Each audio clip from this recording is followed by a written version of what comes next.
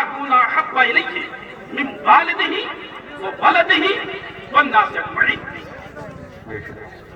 یہ مسلمان اس وقت تک نہیں ہو سکتے جب تک تم مجھ سے اپنے باپ سے بھی زیادہ، اپنی اولاد سے بھی زیادہ، اپنی جان سے بھی زیادہ، اپنے مال سے بھی زیادہ، اپنی جائیداد سے بھی زیادہ، اپنی خواہشات سے بھی زیادہ، یہاں تک کہ ساری کائنات سے زیادہ محبت نہ کرو گے مسلمان نہیں ہو سکتے. بولو ہمیں نبی سے زیادہ محبت ہے کہ نہیں؟ ارے سب بولو یار، سب بولے نبی سے محبت ہے؟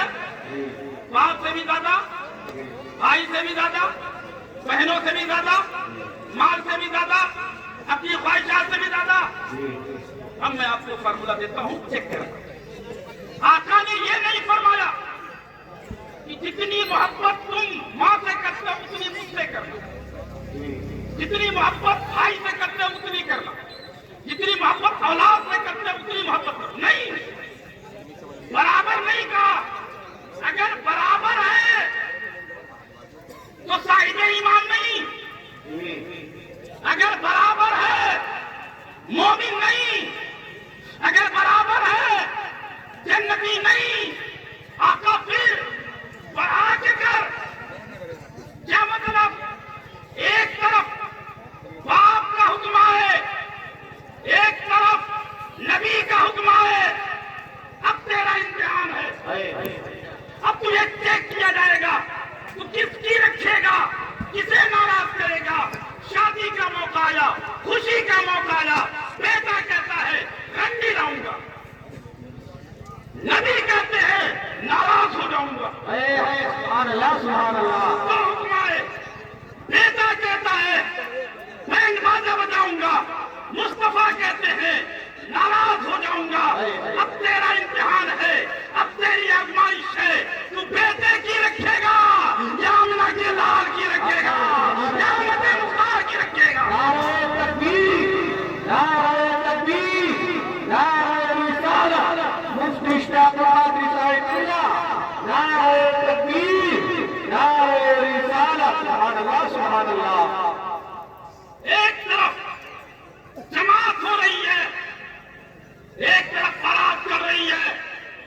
خواہشات کہتے ہیں بجا لے، جلا دے، پٹاخے پھوڑ دے. مصطفیٰ کہتے ہیں اگر ڈسٹرب کرے گا تو برباد ہو جائے گا. سبحان اللہ. کیا آپ نے کبھی پڑھا؟ سنا تو ضرور ہوگا. ایک نمازی کے آگے سے گزرنے میں کتنا گناہ ہے؟ کتنا گناہ ہے؟ یہ علماء بیٹھے، میں حدیث پاک پڑھا رہا تھا، اس میں یہ لفظ آیا 40 کا لفظ ہے، 40. آقا فرماتے ہیں کہ اگر کسی کو پتہ چل جائے کہ نمازی کے آگے سے گزرنے میں کتنا گناہ ہے، وہ 40 تک کھڑا رہے گا. کتنے تک؟ جیسا بولو. اب 40 کے بعد کیا ہے؟ محدثین ان سے مختلف بات کرتے 40 دن تک، 40 یوم اور 40 شہرن اور 40 سنتن. اگر پتا چل جائے کہ نمازی کے آگے سے گزرنے میں اتنا گناہ تو آقا فرماتے ہیں کہ 40 دن تک کھڑا رہے گا لیکن نمازی کے آگے سے گزرے گا. ایک روایت میں 40 مہینے تک کھڑا ہونا گوارا کر لے گا لیکن نہیں گزرے گا. ایک مطلب یہ ہے کہ 40 سال تک کھڑا رہے گا لیکن نمازی کے آگے سے کیوں نہیں گزرے گا. یہ تو حکم آ گیا پیغمبر کا، لیکن روکا کیوں گیا، منع کیوں کیا گیا؟ حکمت کیا ہے؟ اگر یہ حکمت آپ سمجھ جائیں گے تو بہت سارے مسئلے حل ہو جائیں گے. آپ سمجھنے کی کوشش کریں کیوں روکا گیا. اب میں آپ کو مثال دیتا ہوں. ایک بہت بڑا بادشاہ ہو، حاکم ہو، جج ہو، کمشنر ہو، اچھے پیسے، وہ کسی آدمی سے اور سنیے گا بھائی، کسی آدمی سے چاہوں گا کسی آدمی سے تنہائی میں باتیں کر رہا ہوں، راز کی باتیں چل رہی ہوں، راز و نیاز کی باتیں چل رہی ہوں، اور بیچ میں کوئی آ کے ٹپک جائے تو بادشاہ پسند کرے گا नियम पसंद करेगा। कमिश्नर, हाकिम, सुनो, जब बंदा नमाज पढ़ता है, अपने रब से राज़ो नियाज़ की बातें करता है, रब को गवारा नहीं, मैं बातें कर रहा हूँ, मेरी तवज्जो इसकी तरफ है और बीच में कोई आ रहा है, तवज्जो हट जाएगी, डिस्टर्ब हो जाएगा। अगर डिस्टर्ब हो जाए तो इतना गुनाह। ऐ मुसलमानों, नमाज हो रही है, तुम पटाखे फोड़ रहे हो, डिस्टर्ब हो रहा है कि नहीं हो रहा है? तुम बारातें चढ़ा रहे हो, डिस्टर्ब हो रहा है कि नहीं हो रहा है? इतना डिस्टर्ब, इतना डिस्टर्ब। कभी तो आदमी नमाज पढ़ते रिकात भूल जाता है, कभी सूरत भूल जाता है, कभी सुकून भूल जाता है, कभी सुजूद भूल जाता है। तुम्हें कोई परवाह नहीं। तुम अपने ख्वाहिशात के चक्कर में हो। याद रखो, सच्चा मोमिन यही है। तुम ऐलान कर दो। बेटा कहता है अगर रंडिया ना आई मैं घर से भाग जाऊंगा, भागता है, भाग चला जाए। बहनोई कहता है अगर बैंड बाजा ना बजेगा मैं शादी में नहीं आऊंगा। फूफा कहता है मैं नहीं बैठूंगा। रिश्तेदार कहते हैं मैं नहीं बैठूंगा। दोस्त कहते हैं मैं नहीं बैठूंगा। तुम ऐलान कर दो। तुम कहते हो बैठोगे तो राजी रहूंगा, लेकिन आमिना के लाल कहते हैं मैं नाराज हो जाऊंगा। अगर बाप नाराज होता है तो हो जाए, बेटा नाराज होता है तो हो जाए, भाई नाराज होता है तो हो जाए, फूफा नाराज होता है तो हो जाए, बहनोई नाराज होता हो जाए, कुछ नहीं बिगड़ने वाला। लेकिन अगर आमिना के लाल नाराज हो गए, अहमद मुख्तार नाराज हो गए, नबियों के सरदार नाराज हो गए, तो खुदा की कसम दुनिया भी बर्बाद हो जाएगी और आखिरत भी बर्बाद हो जाएगी। बेशक बेशक, सुभान अल्लाह सुभान अल्लाह। सिल्मन सफा, जो तुमसे रिश्ता जोड़ता उसका रिश्ता जोड़ लिया करो। क्या करो? जोड़। अरे सब बोलो। जब दो मुसलमान आपस में गले मिलते तो आका इरशाद फरमाते उनके हाथ जुदा नहीं होते, उससे पहले परवरदिगार दोनों की मग़फ़िरत फरमा देता। सुभान अल्लाह सुभान अल्लाह। पर हमें तो अजीब मामला होता, भाई में झगड़ा हो गया, 4 साल 6 साल हो गए। अब एक भाई अपनी बेटी की शादी करता है, दावत देने जाता है। भाई निकला फिरा ना, मैं तो नहीं बैठने का, मैं तो बैठूंगा ही नहीं। हाथ पैर जोड़ रहा है, पंचायतें हो रही हैं, जिम्मेदार लोग बुलाए जा रहे हैं। जब बुलाएगा तो मोबाइल बंद कर लेगा, ऊंट की तरह धागा निकल रहा है। अरे भाई हुआ क्या था? बात क्या है? बता तो सही। 4 साल पहले तेरी बहू ने मुझे गाली दी, 4 साल पहले। 8 साल पहले तेरे बेटे ने कहा। अच्छा 8 साल 6 साल से तू किया कर रहा, भूल गए तुम। आका इरशाद फरमाते हैं जब कोई मोमिन बिला उज़्र शरई के अपने मुसलमान भाई से 3 दिन तक ना बोले तो उसने गोया की इस्लाम को पुष्ट के पीछे डाल दिया। तुम्हें कोई परवाह नहीं। और अच्छा कुछ लोग तो होते हैं कि वो चढ़ाने में मजा आता है, वो चाहते हैं कि भैया भैया से मिलना पाए, रिश्तेदारों में मुलाकात ना हो, कोई लगाता रहता है। वो लोग ऐसे होते नहीं, हम उसे समझ नहीं पाते, उसे अपना याद समझते। लेकिन ऐसे लोगों को नबी ने क्या कहा है वो सुनो। ये उलमा बैठे हुए हैं, हदीस पढ़ाते हैं, हदीस पाक में मिशकात शरीफ में किया ऐसे अल्फाज कहेंगे, कहते कि शर्म महसूस होती। आका इरशाद फरमाते ऐसा शख्स जो 2 मुसलमानों में लड़ाता हो, चुगलियां खाता हो, आका फरमाते हैं उस बकरी की तरह है जो कभी इस बकरे के पास जाती है, कभी उस बकरे के पास जाती है। ऐसी मिसाल नबी ने। हम भूल गए, मिलाओ अपने आप में, अब मिल के रहो। क्या है झगड़ा यार? भाई का क्या झगड़ा? एक ही शिकम में रहे, एक ही माँ का दूध पिया, एक ही आंगन में खेले, एक ही घर में रहे, एक ही मकतब में पढ़े, एक ही स्कूल में पढ़े, एक ही कॉलेज में पढ़े, फिर काहे का झगड़ा? हो जाती है, ठोकरें लग जाती है, लफ्ज़ें हो जाती है। मिलाओ अपना भाई के लिए हाथ बढ़ाओ और बढ़ा करके अपने गलत से मिला लो। आका इरशाद फरमाते परवरदिगार दोनों की मग़फ़िरत फरमाते। सुभान अल्लाह सुभान अल्लाह। اب وقت نہیں ہے دادا فرمایا قاطع الرحم. اجازت ہے؟ میرا ٹائم سے پورا ہو گیا. تیسرا فرمایا والعاق لوالدیہ. فرمایا تیسرا وہ شخص جو والدین کا نافرمان ہے، والدین کا گستاخ ہے، والدین کو ایذا پہنچاتا ہے، ماں باپ کو تکلیفیں پہنچاتا ہے. فرمایا لا یجدون ریح الجنہ، ایسے لوگ جنت کی خوشبو نہیں لیتے. ماں باپ کو آج تو ہماری عجیب حالت ہوگی. اگر ماں باپ بوڑھے ہو گئے نا تو ان کی چارپائی باہر ہو جاتی، ماں کی چارپائی باہر، باپ کی چارپائی باہر. بیٹا کاروباری ہو گیا، فیکٹری کا مالک ہو گیا، کارخانے کا مالک ہو گیا، اپنے وقت کا عظیم مالدار ہو گیا.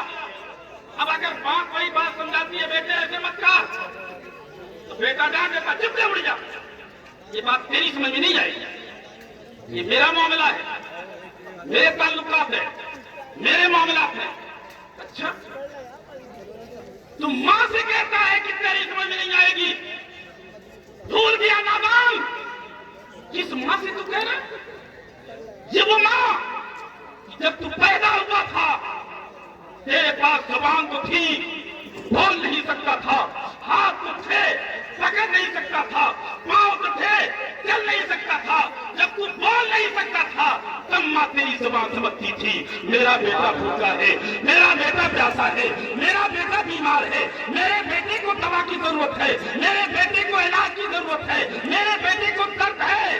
ماں اس وقت بھی سمجھتی تھی جب تو بولتا نہیں تھا، آج تو بولنے لگا ہے. ماں کو کہتا ہے تو سمجھ نہیں سکتی ہے. اے اسلام کے شہزادے، ماں کے وقار کو سمجھ، ماں کے تقدس کو سمجھ، ماں کی عزت کو کر.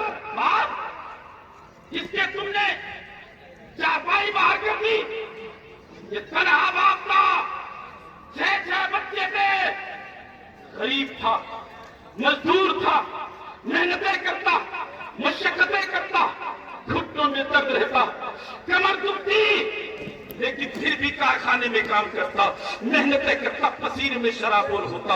وہ دن بھی دیکھا اس باپ نے جیسے ہی رمضان شروع ہوا، روزے کی حالت میں ہے، اپنے فیکٹری مالک سے کہتا مالک رمضان شروع ہو گیا ہے، 2 گھنٹہ اوور ٹائم کرنا چاہتا ہوں، 2 گھنٹہ زائد کرنا چاہتا ہوں. مالک نے زبان حال سے کہا تھا لیکن تو بیمار ہے، تیرے گھٹنے میں درد ہے، تیری کمر میں درد ہے، آخر اوور ٹائم کیوں؟ 8 گھنٹے کی ڈیوٹی کرتا ہے، 10 گھنٹے کام کیوں کرنا چاہتا ہے؟ تو باپ کی آنکھوں میں آنسو آ گئے تھے، باپ کی آنکھیں رونے لگی تھی. اسامت بھاگوں کی طرف برس پڑی.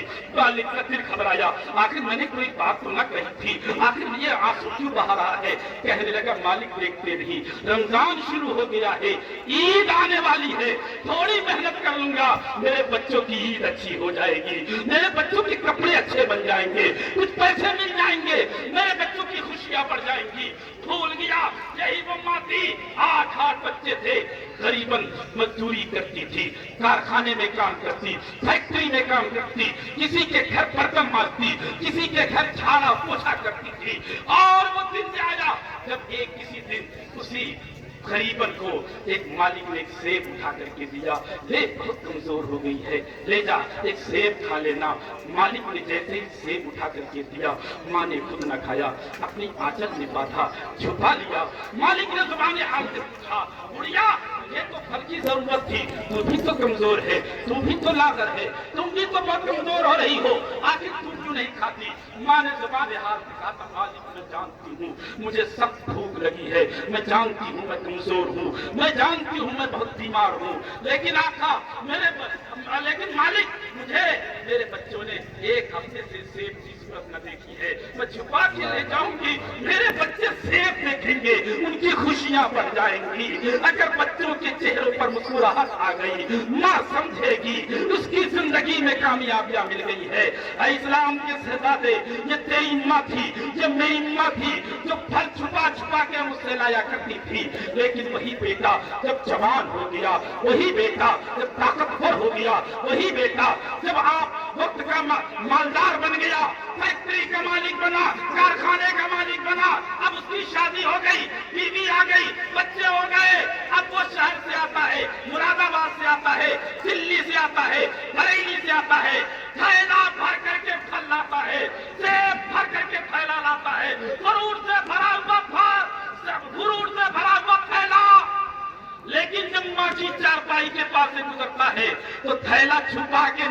جاتا ہے کہیں ماں کی نظر نہ پڑ جائے،